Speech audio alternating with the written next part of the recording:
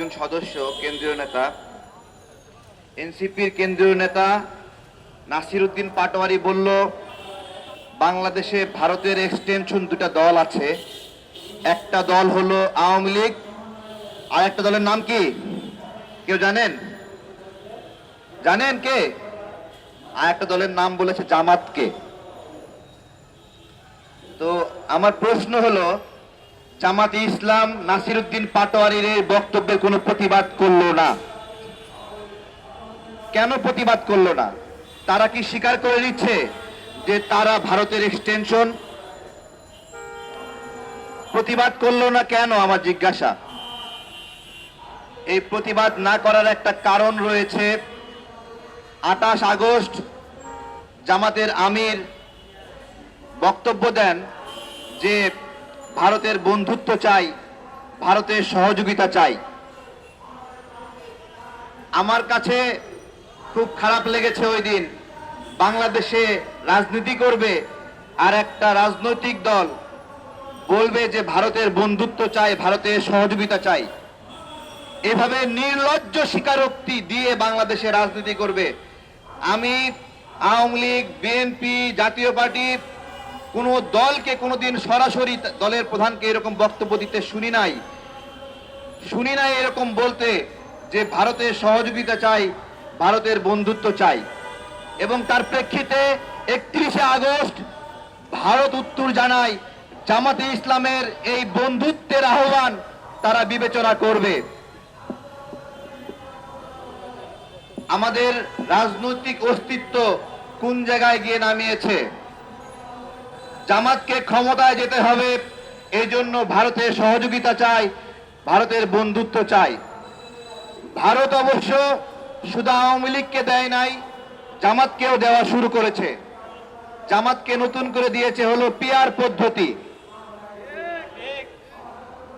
ভারত জামাতকে খালি হাতে ফেরায় নাই।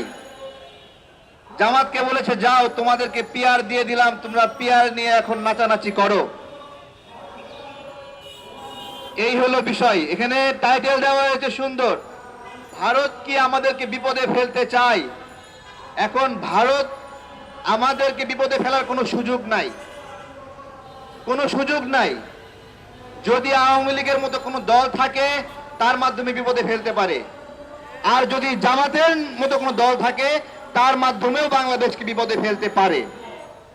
যদি এই দুই জায়গা থেকে কোনো সহযোগিতা ভারত না পায়, তাহলে অন্তত তারেক রহমানের কাছ থেকে ভারত কোনোদিন সহযোগিতা পাবে না। কারণ এই বেগম খালেদা জিয়া গণতন্ত্রের মা, তার ভারতের প্রতি বিদ্বেষ এবং ভারতের প্রতি ব্যবস্থাপনার কারণে সংবাদ মাধ্যমে নিউজ হয়েছিল ভারতের পিঠে খালেদার চাবুক। আমরা ভুলে গেছি? ভুলে গেছি না আমরা? ভুলে গেছি না আমরা? এগুলো আমাদের খেয়াল রাখতে হবে। প্রিয় ভাইয়েরা, ভারতের সঙ্গে যারাই আঘাত করবে আমরা কি তাকে প্রতিরোধ করব? প্রতিরোধ করব? আমরা প্রতিরোধ করব না? আমরা জামাতকে স্পষ্টভাবে বলছি, 28 আগস্ট আপনারা যে বক্তব্য দিয়েছেন, স্মরণ করে দিচ্ছি, ওই বক্তব্য আপনারা প্রত্যাহার করবেন। বাংলাদেশে ভারতের সহযোগিতা নিয়ে আমরা কাউকে রাজনীতি করতে দেব না, আমরা প্রতিরোধ করব। আজকে একটা কথা বলি, শেখ হাসিনার সময়ে দাড়ি এবং টুপি দেখলে মানুষের উপর নিপীড়ন হয়েছে। একবারও প্রশ্ন করেছেন কেন এই নিপীড়ন হয়েছে? বলেন তো? শুধুমাত্র জামাতের কারণে হয়েছে এটা। আমাদের দুর্ভাগ্য কি জানেন? আমাদের বাংলাদেশে একটা ইসলামিক দল নাই শক্তিশালী, যারা স্বাধীনতার পক্ষের শক্তি। দুঃখ, যে কারণে ওই জায়গায় অ্যাঙ্গেল করে করে দাড়ি এবং টুপিওয়ালা মানুষগুলোকে আক্রমণ করা হয়েছে। এছাড়া অন্য কোনো কারণে কেউ বলতে পারবে না তাবলিগ জামাত করার কারণে কার উপর আক্রমণ হয়েছে, হেফাজতে ইসলাম করার কারণে আক্রমণ হয়েছে। জামাত এমন একটা রাজনৈতিক ন্যারেটিভের উপর রাজনীতি করে যে ন্যারেটিভের কারণে দাড়ি এবং টুপিওয়ালা মানুষগুলোর উপরে এই নির্যাতন হয়েছে।